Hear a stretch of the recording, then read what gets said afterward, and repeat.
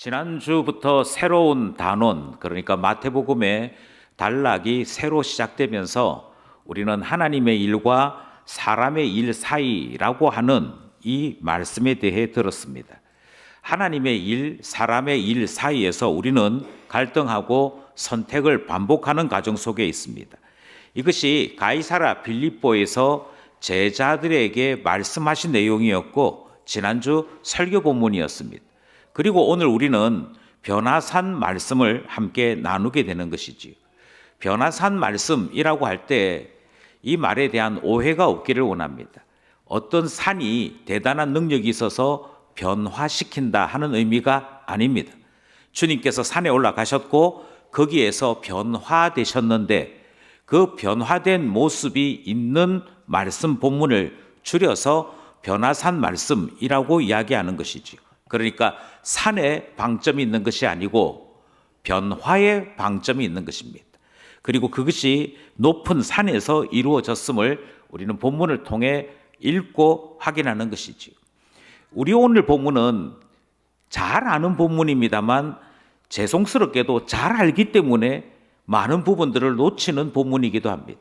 그런 의미에서 좀 많은 시간을 들여서 본문을 꼼꼼하게 살펴보고자 합니다. 의외로 이 본문을 안다고 생각하지만 놓치는 부분이 너무 많기 때문이지요. 먼저 전체의 내용을 간략하게 한번 줄여보겠습니다. 1절에 있는 말씀은 엿새 후에 예수님께서 제자들을 데리고 산에 오르셨다라고 하는 내용입니다. 그러니까 이 본문은 엿새 후의 사건을 기록하고 있고 다시 높은 산에 오른 말씀을 기록하고 있다는 것이지요. 2절 말씀을 보시면 예수님께서 그 산에 도착하셔서 변화되십니다. 변형되시는데 그 모습이 자세하게 기록되어 있습니다. 3절을 보시면 예수님께서 그곳에서 모세와 엘리야와 더불어 대화하십니다. 이 대화가 아주 중요하다 하는 점을 우리는 잘 알고 있어야겠습니다. 4절에 보면 이 모습을 보고 베드로가 반응을 하지요. 그 반응의 내용이 초막 셋 짓겠다 하는 내용인 것을 우리가 본문을 읽으면서 확인했습니다. 그리고 5절에 하나님의 음성이 들리게 됩니다. 그리고 다시 5절에 제자들의 반응이 등장을 하는데요. 예수님께서 이 제자들의 반응, 그러니까 두려워서 땅바닥에 납작 엎드려 있는 이 제자들을 찾아오시고 안심시키는 내용이 6절에 기록되어 있습니다. 그리고 8절, 9절에서 산으로 내려오셨다고 기록을 하고 있지요. 제가 이렇게 간략하게 내용을 줄이면서 다시 한번 자세히 보시면 이 본문은 변화산에 관한 기록이 있는 9절까지의 본문은 인터크루즈 형식을 취하고 있습니다. 그러니까 맨 위에와 맨 아래가 대칭을 이루고 있고 가운데를 중심으로 해서 서로 연결되는 것을 확인할 수 있습니다. 1절에서는 산에 올랐습니다. 8절, 9절에서는 산에서 내려옵니다. 예수님께서 모세와 엘리야와 더불어 대화하십니다. 그런데 예수님께서 이제는 제자들과 더불어 대화하십니다. 제자들 베드로의 반응이 등장합니다. 동시에 제자들의 반응도 등장을 합니다.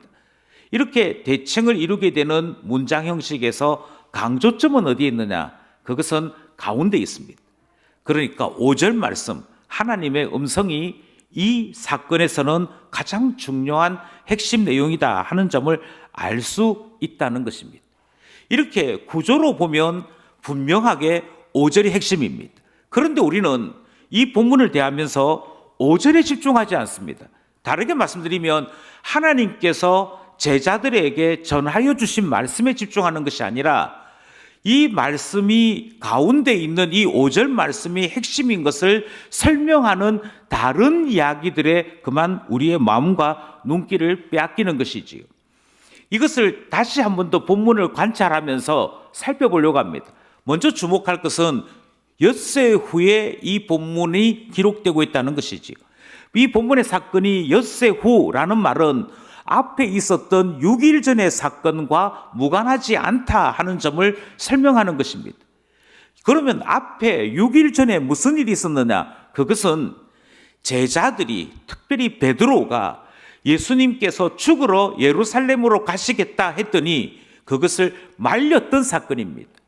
그 말렸을 때 예수님께서 뭐라고 말씀하셨냐면 왜 너는 하나님의 일은 생각하지 아니하고 사람의 일만 생각하느냐라고 꾸짖으셨습니다. 그리고 본문은 그렇게 끝이 났습니다. 그 본문에서 더 이상 설명하지 않은 것이 있습니다. 하나님의 일은 무엇이고 사람의 일은 무엇인지를 설명하지 않았습니다. 누가 보더라도 베드로가 하는 행동은 사람의 일이었습니다. 그런데 하나님께서 하시고자 하시는 일, 하나님의 일이 무엇인지를 별다르게 설명치 아니하고 베드로를 꾸짖음으로 지난 6일 전의 사건이 끝을 맺었습니다. 그리고 다시 6일 후에 이 변화산 사건의 말씀을 이어가는 것이지요. 그러니까 이 변화산 사건에서 우리 성경이 설명하고자 하는 바가 무엇이냐면 하나님의 일은 무엇이고 사람의 일은 무엇인지를 설명하고자 하는 것입니다. 특별히 하나님의 일이 무엇인지를 설명하고자 6일 전에 그 사건이 있었습니다. 그리고 6일 후에 이 사건이 있었던 것입니다. 이 이야기를 하는 것이죠. 그러니까 6일 후라는 말을 우리는 그냥 지나쳐서는 안 될 것입니다. 이 본문은 지난 본문과 연결이 된다는 점을 기억하셔야 되는 것이지. 다시 1절에 높은 산에 오르셨다라고 하는 말씀이 등장합니다. 여기서 높은 산이라고 표현할 때 떠오르는 것이 있습니다. 떠오르는 것이 무엇이냐면 하나님이 계신 산은 높은 산입니다. 이 점을 우리는 기억할 필요가 있습니다. 이것이 현실적으로 그러면 예수님과 제자들이 오른 높은 산이 어디냐 하는 학자들의 논쟁이 있습니다. 갈릴리 호수를 중심으로 갈릴리 호수 남쪽에는 다볼산이라고 하는 산이 있습니다. 이 다볼산은 구약 성경을 살펴보면 사사 드보라가 전투를 했던 산이 바로 이 다볼산입니다. 그러면서 이 전쟁의 승리 후에 다볼산을 가리켜서 이 땅이 성스러운 곳, 거룩한 산이다 하는 이름을 가졌으니 아마도 예수님께서 제자들과 함께 오르신 산은 이 다볼산이 아닐까라고 생각하는 학자들도 있습니다. 그러나 조금 정확하게 이해하자면 저는 갈릴리 호수를 중심으로 훨씬 더 북쪽에 있었던 헤르몬 산이 여기에 오르신 산이 아닐까라고 생각합니다. 헤르몬 산의 높이는 2814m입니다. 그런데 갈릴리 호수는 바다 수면보다도 200m 밑에 있습니다. 2814m의 헤르몬 산을 갈릴리 호수를 기준으로 해서 보면 3000m가 넘어가는 높은 산이지. 이 산은 항상 흰 눈이 있는 산, 그래서 흰 눈의 산이라고도 불려질 만큼 높은 산입니다. 그래서 당시 사람들이 산의 이름대로 부르기도 하지만 눈 덮인 산, 흰 눈산 또는 높은 산 이렇게 얘기하면 헤르몬 산을 말하게 되는 것이지.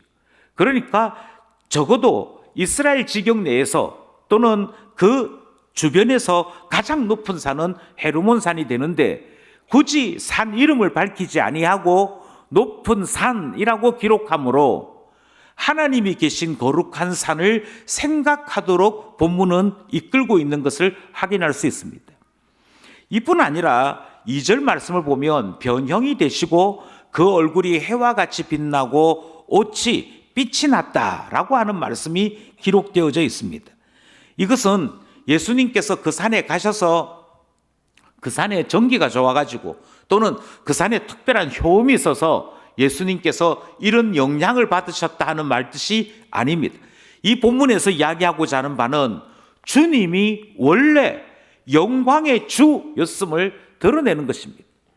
우리 위하여 육신을 입고 이 땅에 오셨을 뿐, 우리 위하여 죽으시는 몸으로 우리 가운데 계실 뿐, 우리 하나님, 우리 주 예수 그리스도의 근본은 하나님과 동등하심을 이 변형을 통해 보이시고 있는 것입니다. 마치 그동안 꼭꼭 감추었던 주의 영광을 나타내심으로 영광의 주 예수님이 우리 위에 오셨고 지금 하시고자 하는 이 일이 영광의 일인 것을 보여주시는 것입니다.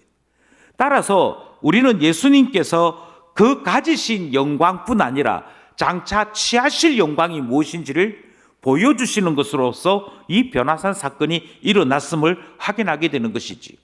대단히 놀랍게도 주님은 계속해서 십자가로 가는 그 길을, 십자가 지는 일을 영광이라는 단어로 계속 표현하고 계십니다.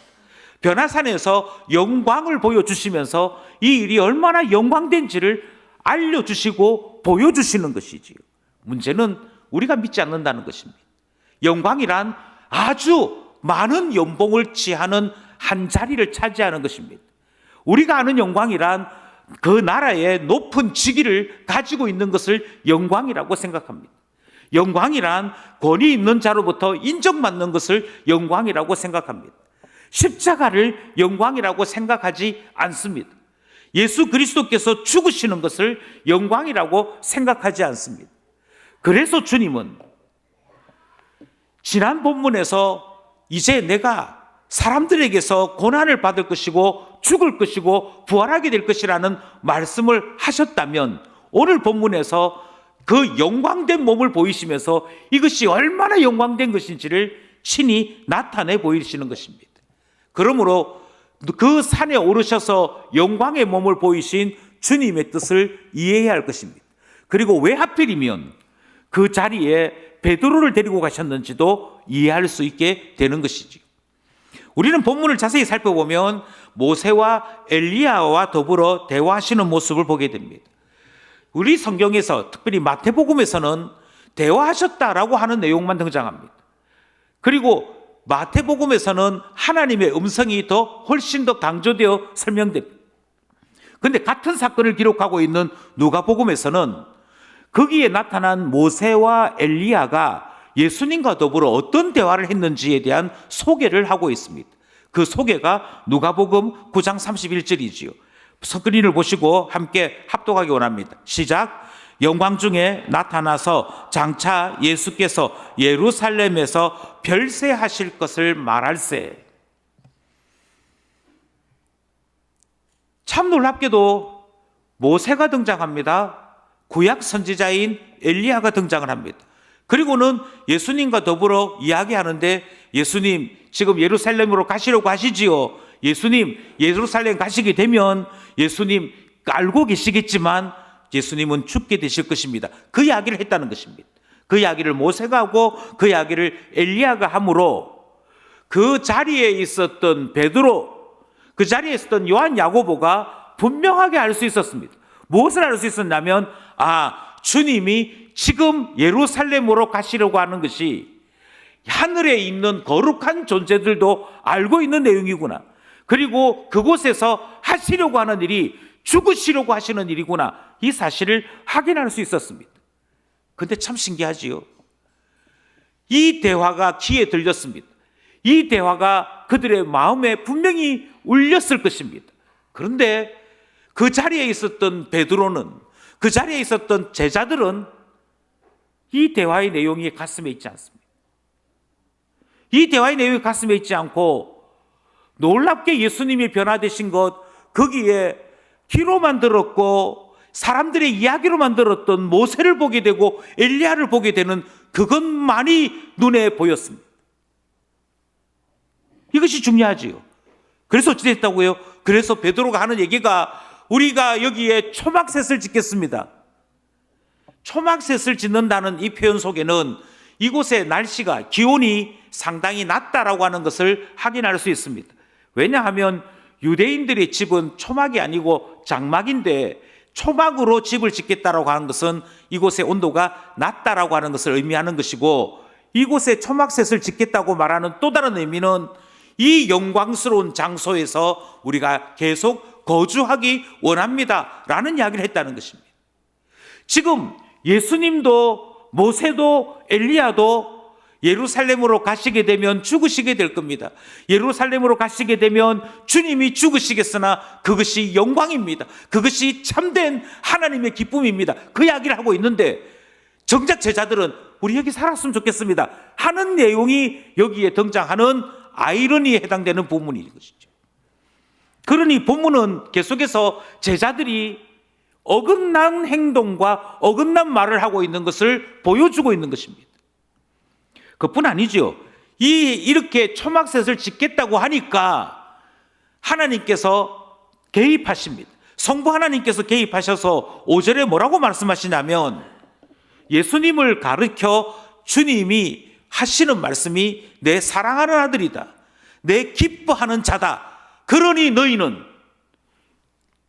예수의 말을 들어라, 그가 하는 말을 들어라 라고 말씀하시므로 초막 짓고 이곳에 있어야 될 것이 아니고 주님이 결심하신 그대로, 주님이 행하시려고 하는 그대로 예루살렘으로 가야 하고 거기에서 죽으시겠다라고 말씀하시는 주의 뜻에 동행해야 할 것을 말씀하시는 내용이 등장합니다.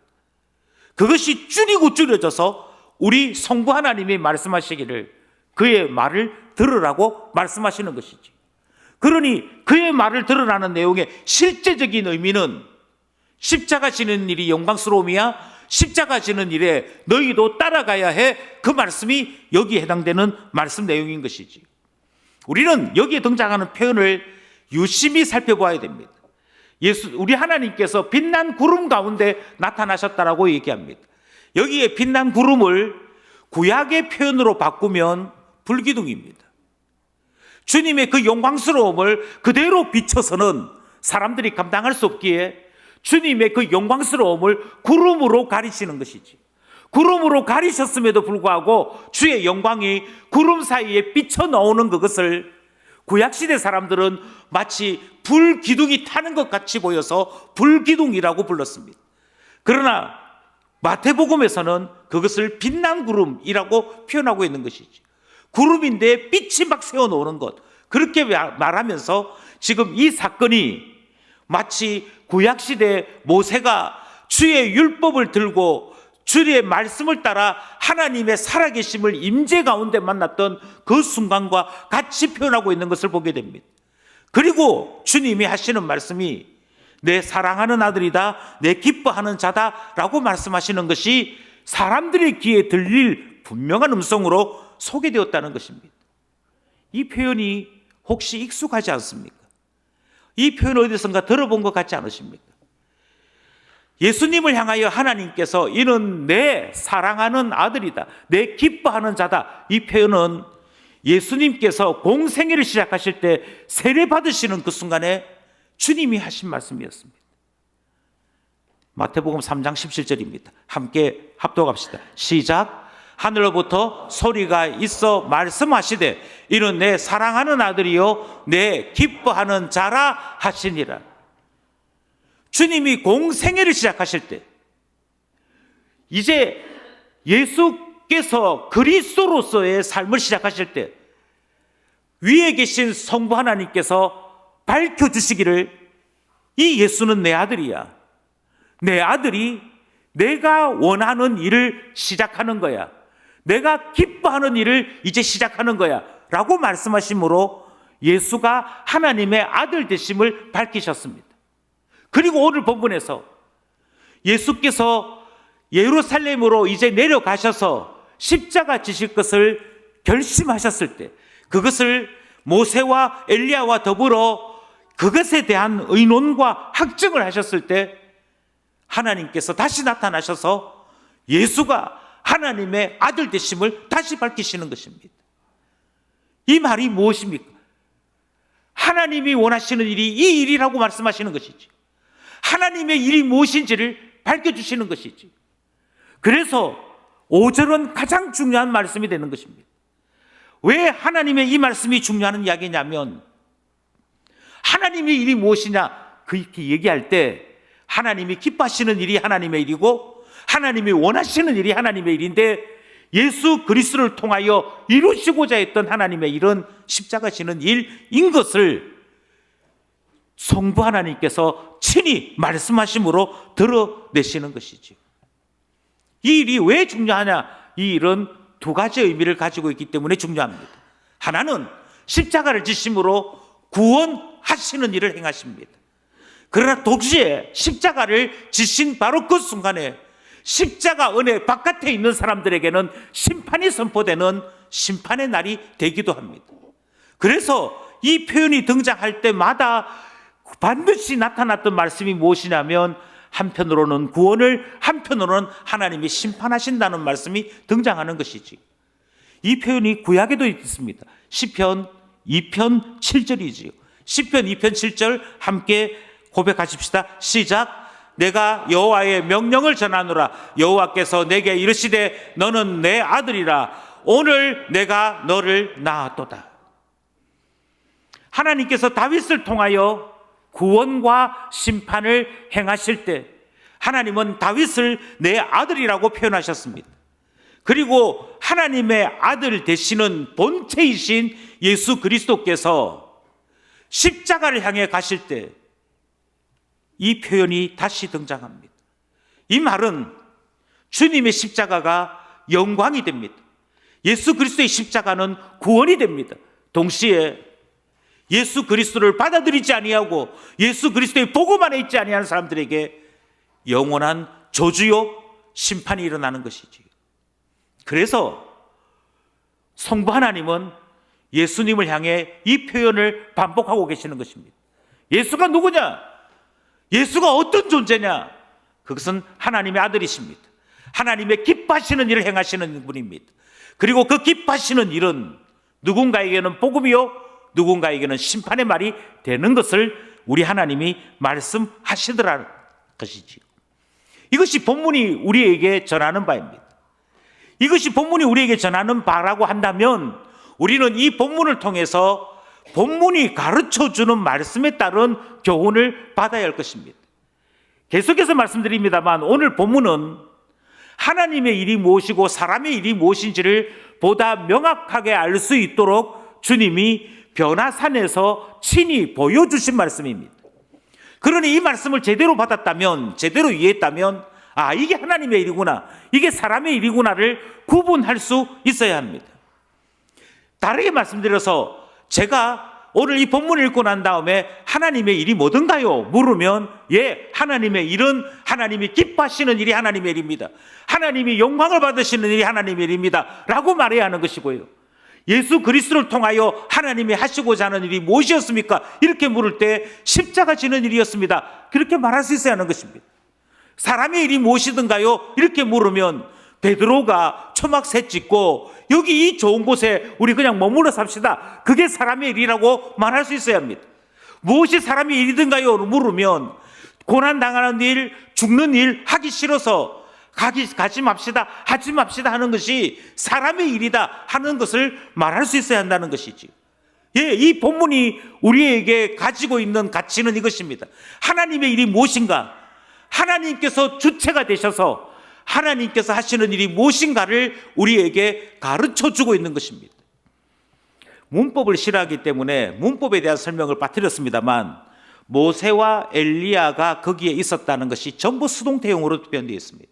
다르게 말씀드리면 그 높은 산에, 그곳에 하나님이 계시는 임재의 산에 모세를 불러들인 분, 엘리야를 불러들인 분이 하나님이시다라고 하는 사실을 밝히심으로 이 사건은 하나님에 의해 이루어지고 하나님에 의해 진행되는 사건인 것을 보게 됩니다. 그만큼 하나님의 일을 분명하게 보이십니다. 그러니 다시 한번 생각하십시오. 그 산에 올라서 예수님이 변화되었다라고 하는 말씀이 우리에게 어떤 교훈을 주고 있습니까? 그게 영광이라는 겁니다. 그것이 하나님이 기뻐하는 일이라는 것입니다. 그 높은 산에서 누가 나타났습니까? 모세와 엘리야가 나타납니다. 그런데 그 모세와 엘리야를 통해서 우리 성부 하나님이 제자들에게 말씀하시고자 하는 바가 무엇입니까? 모세는 이스라엘 사람들에게서 가장 거룩한 존재, 가장 신비로운 존재로 생각되었습니다. 이미 모세는 천상에 속한 존재로 생각되었습니다. 그런데 그 천상에 속한 존재인 모세조차도 예수님께 와서 예수님을 향하여 예수님 예루살렘에 가시게 될 때 죽으시게 될 겁니다. 주님이 원하셨던 그 영광의 일을 이제 시작하시게 될 겁니다. 이야기하더라는 것입니다. 엘리야가 어떤 존재입니까? 엘리야는 여러 의미가 있습니다. 선지자들 중에 가장 능력이 많은 종, 그 사람이 엘리야입니다. 하지만 엘리야가 가지고 있는 더 뚜렷한 의미는 그가 죽음을 보지 아니하고 하나님께 올라간 존재입니다. 죽음을 보지 아니하고 하늘에 올라간 존재, 다르게 얘기해서 천상의 존재인 것이죠. 그 천상의 존재가 다시 예수님 앞에 나타납니다.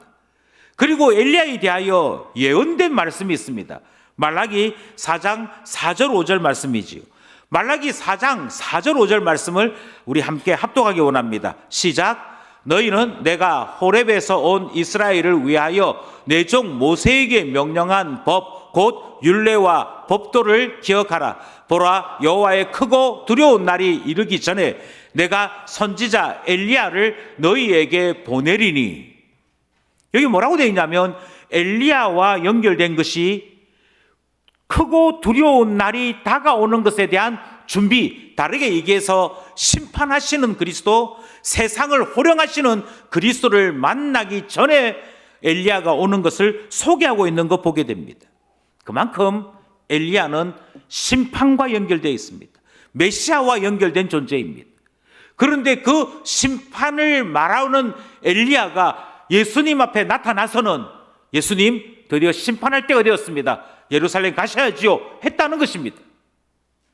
그 심판이 무엇이냐? 그 심판이 바로 예루살렘에서 죽으시는 것이었습니다. 이것을 우리 하나님이 제자들에게 눈으로, 귀로 보여주고 들려주신 것입니다. 그러니 이 본문 말씀을 제대로 이해하셨다면 우리의 마음속에 그렇구나, 십자가가 영광이구나, 주님이 기뻐하시는 뜻대로 사는 게 영광이구나, 우리 하나님이 기뻐하시는 삶을 사는 것이 하나님의 일이구나 하는 사실을 깨달아야 한다는 사실이지.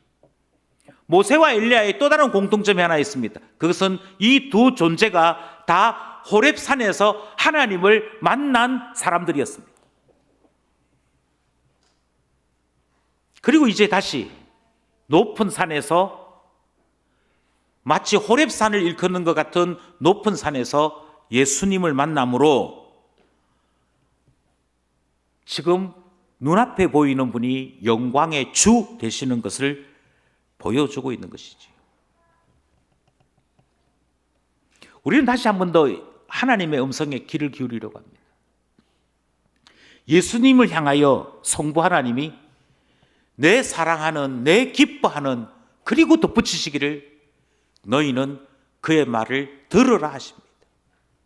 막지 말고, 자꾸 뭐가 설명하려고 하지 말고, 성자께서 하시고자 하는 그 일에 너희는 따르라고 이야기하시면서 성자의 뜻이 하나님의 뜻이라고 밝혀주시는 말씀을 듣는 거 아니겠습니까? 이사야 42장 1절 말씀에 이런 말씀이 있습니다.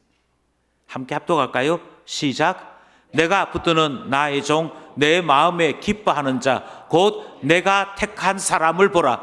내가 나의 영을 그에게 주었은즉 그가 이방에 정의를 베풀리라. 왜 예수님을 향하여서 표현하기를 내 사랑하는, 내 기뻐하는 이 표현을 하시느냐면, 이사야 선지자의 예언에 따르자면 그가 행하시는 그 일이 정의에 관한 일이기 때문입니다. 온 세상에 미치는, 이방인에게도 미치는 정의에 관한 일이기 때문입니다. 정의에 관한 일이란 의에 대한 문제입니다.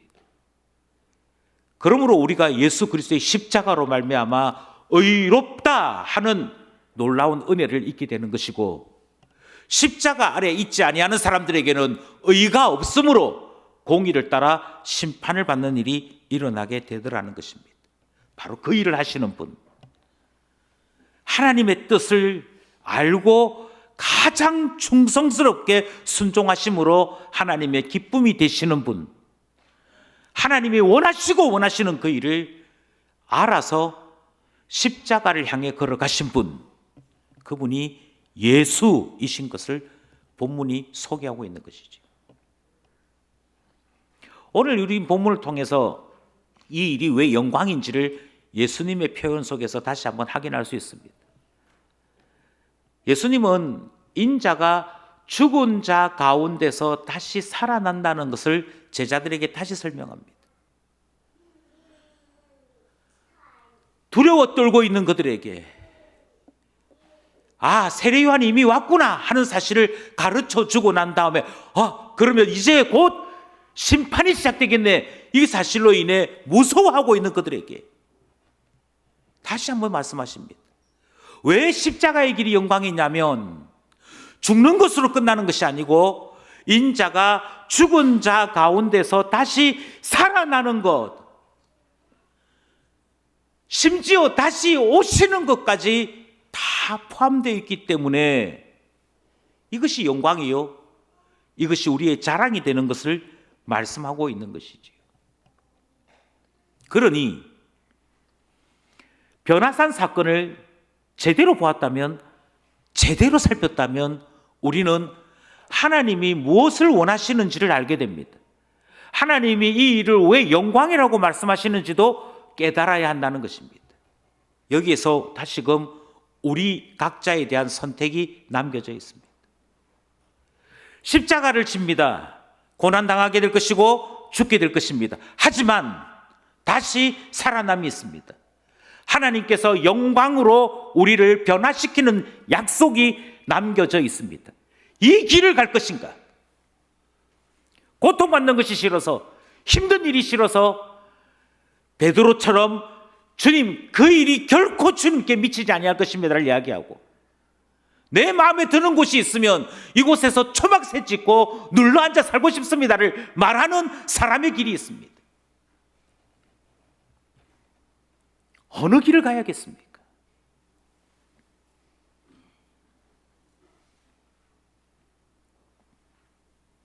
대단히 놀랍게도 제자들은 성부 하나님께서 뚜렷이 보여주셨음에도 불구하고 여전히 오늘 본문에서도 사람의 일에서 벗어나지 못하는 것을 보게 됩니다.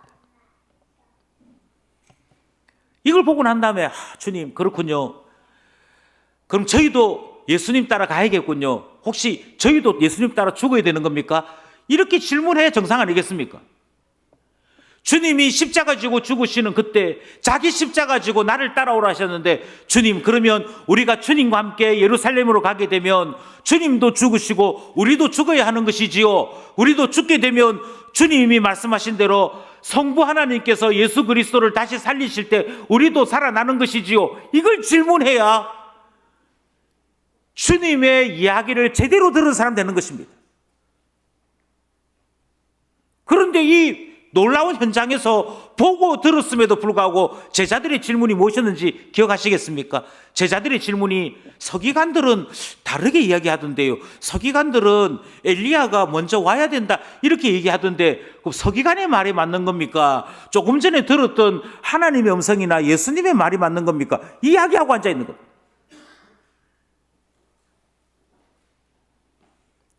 서기관이 왜 등장해야 됩니까? 서기관이 하나님보다 높습니까? 예수님보다 높습니까? 그렇지 않지 않습니까? 이것이 제자들이 사람의 일에 묶여 살고 있음을 드러내는 분명한 표시입니다. 뭔 말을 해도 무엇을 보아도, 그런데 누가 무슨 말 하던데요?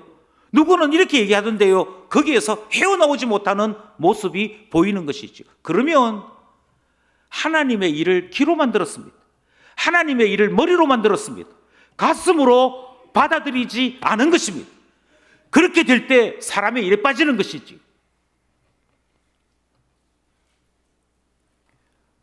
저는 주일이 그러하다고 생각합니다. 예배를 드립니다. 그런데 어떤 사람들은 예배를 통해 하나님을 만납니다.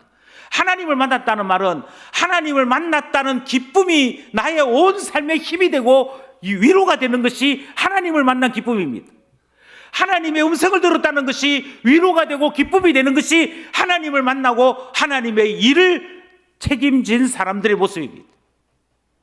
그런데 은혜 실컷 잘 받아놓고, 아이고 오늘 말씀 좋더라, 오늘 예배에 은혜 받았다 해놓고는 밥 먹는 가운데, 이야기하는 가운데, 누구하고 마주치는 가운데 기분 나빠하면서 내가 은혜 받았는데 쟤 보고 기분 나빠서, 이렇게 되면 다시 말씀드립니다. 제자들과 무엇이 다르냐고요. 제자들과 다를 바가 전혀 없지 않습니까? 머리로는 하나님의 일 해야지, 머리로는 하나님 때문에 기뻐하는 자로 살아야지. 그런데 우리의 삶은 사람에서 벗어나지 않습니다. 어디 그뿐입니까? 조금 전에 말씀드렸던 것처럼 세례요한에 대한 질문을 합니다. 자꾸만 머리로 계산을 하려고 합니다. 주님이 오셔서 종말인 건 알겠습니다. 그런데 얼마만큼 종말입니까? 주님이 예루살렘에서 죽으시려고 하는 걸 알겠습니다. 그런데 이 일이 어떤 의미가 있는 것입니까? 그러면서 자꾸 시간에 대해 재봅니다. 그래서 던진 질문이 있었지 않습니까? 던진 질문이 무엇이었습니까? 12절 말씀에 보면 제자들이 질문한 내용이 이것이지 않습니까? 엘리야가 먼저 와야 된다던데요. 엘리야가 와야 종말이 시작되는 건데, 엘리야가 와야 무섭고 두려운 날이 시작되는 건데요. 그런데 아직 엘리야 온 적이 없지 않습니까? 그 말은 조금 여유가 있지요. 조금 그래도 시간이 좀 있지요.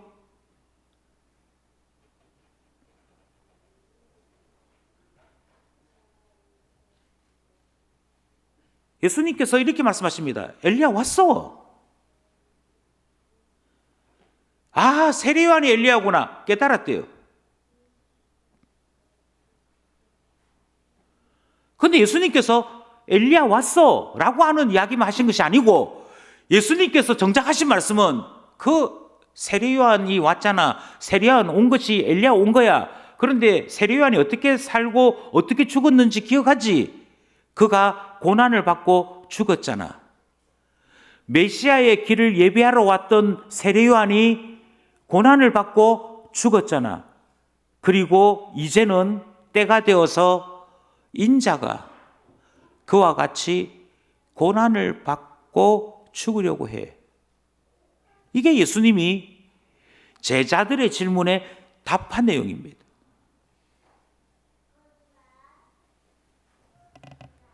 만약 그들 안에 성령이 계셨다면 지금 예수님께서 말씀하신 예루살렘으로 내려가야 하리라 하시는 말의 의미가 세례 요한이 먼저 갔던 그 길을 예수님이 가려고 하는 것이구나 하는 것을 깨달았을 것입니다. 그리고 조금 더 은혜가 있다면, 조금 더 성령이 더 깨닫게 하시는 바가 있다면, 주님이 십자가 지고 가신 그 길을 그러면 나도 따라가야지. 제자로 사는 길이란, 하나님의 자녀로 산다는 것은, 하나님의 아들로 산다는 것은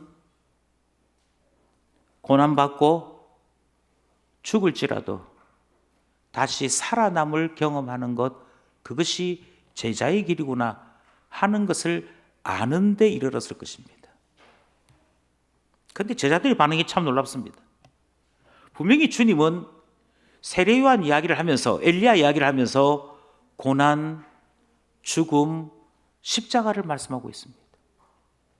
그런데 참 신기하게도 제자들의 귀에, 제자들의 마음에 이 단어가 하나도 남지 않습니다. 본문이 어떻게 끝을 맺고 있느냐면, 아, 세례 요한이 엘리야였구나. 그리고 끝이 납니다. 그리고 끝이 납니다.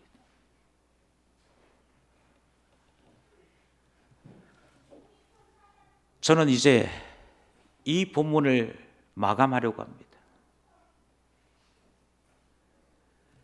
이미 말씀드린 대로 오늘 이 본문은 하나님의 일이 무엇인지를 분명하게 소개하시는 말씀입니다. 그러니 본문을 통해서 하나님의 일이 무엇인지를 아는 것이 중요합니다. 다르게 얘기하면 하나님께서 이 본문에서 말씀하시고자 하는 바를 듣는 것이 중요합니다. 하나님께서는 오늘 본문을 통해서 십자가의 길, 그 길이 얼마나 놀라운가를 말씀하고 있습니다. 거기에는 고난이 있습니다. 동시에 영광이 있습니다. 고난과 영광을 같이 보여주고, 그러면서 주님이 가시는 그 길이 얼마나 아름다운 길인지를 소개하는데 본문이 가르쳐주는 교훈이 있습니다. 오늘 우리가 읽었던 이 마태복음 17장의 이야기는 마태복음 27장과 거의 같습니다. 구도상 다를 바가 없습니다. 똑같습니다. 먼저 예수 그리스도께서 가신 이 길이 영광의 길인 것을 변화산에 있는 이 영광만큼이나 뚜렷하게 마태복음 27장에서 보여주십니다. 예를 들어 보겠습니다. 오늘 이 본문은 6일 후에 일어난 사건이라고 기록하고 있습니다. 그런데 마태복음 27장에서 예수님의 십자가 사건을 6시간 후의 사건이라고 기록하고 있습니다. 예수님께서 그 변화되실 때 베드로, 요한, 야고보가 있었습니다. 그 곁에 있었습니다. 마찬가지로 예수님 십자가 지실 때 백부장과 군병들이 있었습니다. 변화산에서 오늘 본문에서 하나님은 하나님의 아들 예수이신 것을 막 말씀해 주십니다. 마태복음 27장에서는 백부장이 예수 그리스도의 죽음을 다 살펴보고 난 다음에 그는 하나님의 아들이다 라고 선언하는 내용이 등장합니다. 그래서 하나님의 아들의 영광이 십자가에서 나타났음을 백부장의 입으로 선포되는 것을 보게 됩니다.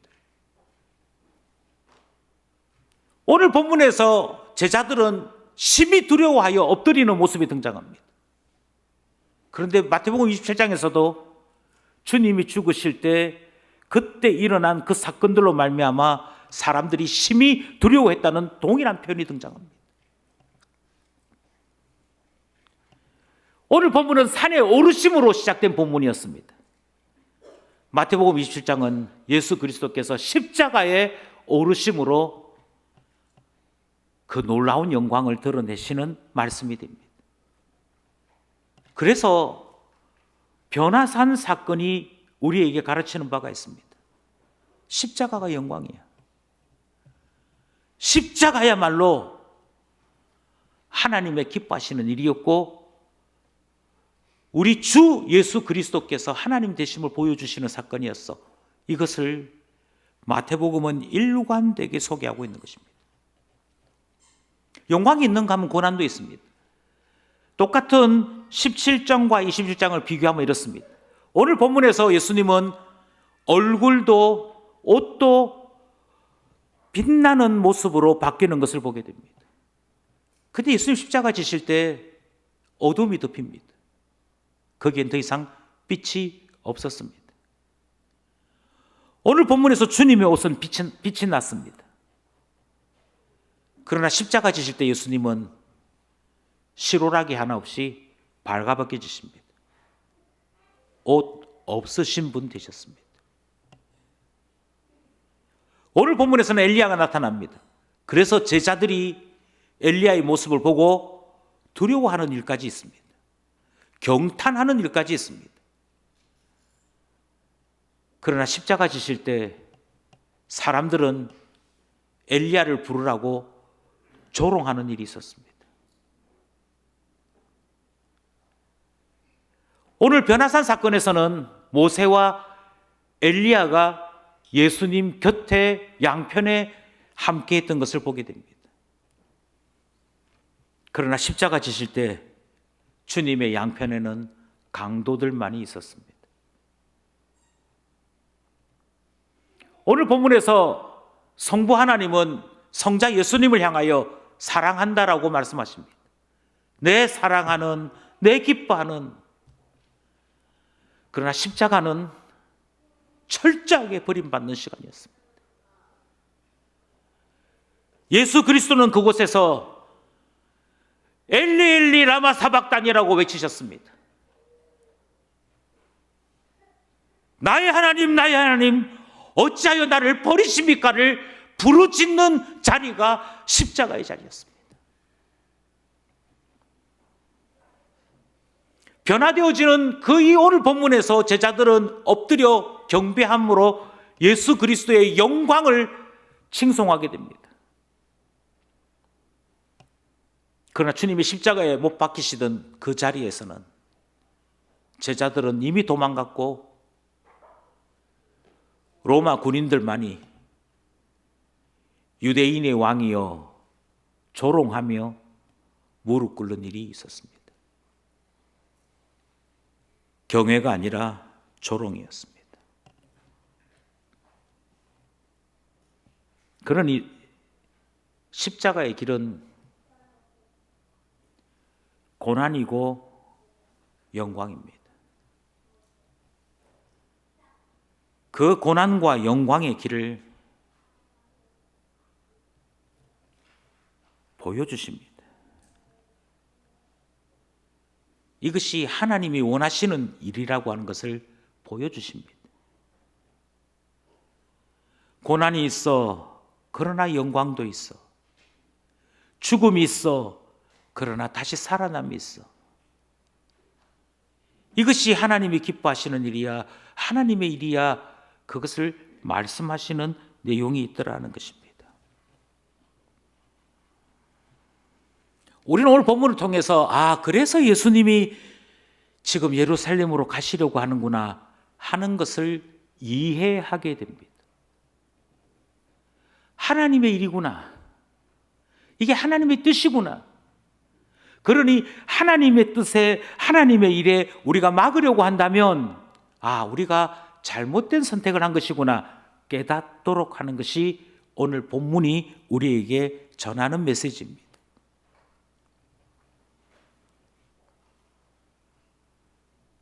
그리고 우리가 만약 이 본문을 통해 조금 더 은혜를 입었다면 이 길을 제자들에게 보여주시는 예수님의 뜻을 헤아리게 되는 것이죠. 주님이 먼저 그 길을 가십니다. 그리고 먼저 죽으시고 부활하시는 일을 우리에게 보여주십니다. 그리고 제자들에게 나를 따라오려거든 자기 십자가 지고 나를 쫓으면 돼 라고 말씀하시므로 이 모든 메시지는 제자들에게 너희가 제자 되었으니 이 길을 걸어야지 하는 뜻이 담겨 있음을 보게 하지요. 그렇다면 이 말씀은 곧 제자인 우리에게도 해당되는 말씀 아니겠습니까? 우리야말로 예수 그리스도로 말미암아 하나님의 아들이 되었습니다. 우리야말로 구원의 은혜를 입어 하나님 자녀가 되었습니다. 하나님 자녀가 되었으면 내 사랑하는 자, 내 기뻐하는 자로 살아야 되는 것 당연한 것 아니겠습니까? 그러니 오늘 이 본문 말씀은 최종적으로 우리에게 주시는 말씀입니다. 우리에게도 하나님께서 원하시는 뜻이 있어. 가야 될 십자가의 길이 있어. 그 길에 고난이 있어. 그 길에 동시에 영광이 있어. 제자니 하나님의 아들이니 가야지. 그것이 오늘 우리가 이 본문에서 들어야 될 말씀 아니겠습니까? 마지막으로 로마서 8장 18절 말씀을 함께 합독하고자 합니다. 시작. 생각컨대 현재의 고난은 장차 우리에게 나타날 영광과 비교할 수 없도다. 예전 번역에는 좋기라는 단어가 있었지요. 생각하건대 현재의 고난은 장차 우리에게 나타날 영광과 좋게 비교할 수 없도다. 저는 설교를 마치면서 여러분에게 이 질문 하나를 드리고 싶습니다. 여러분은 하나님의 일을 하시는 중에 있습니까? 사람의 일을 하시는 중에 있습니까? 바라기는 변화산에서 보여주신 주님의 말씀을 쫓아 하나님이 기뻐하시는 일, 하나님이 원하시는 일, 하나님의 일을 행하는 우리 모두 될 수 있기를 소원합니다.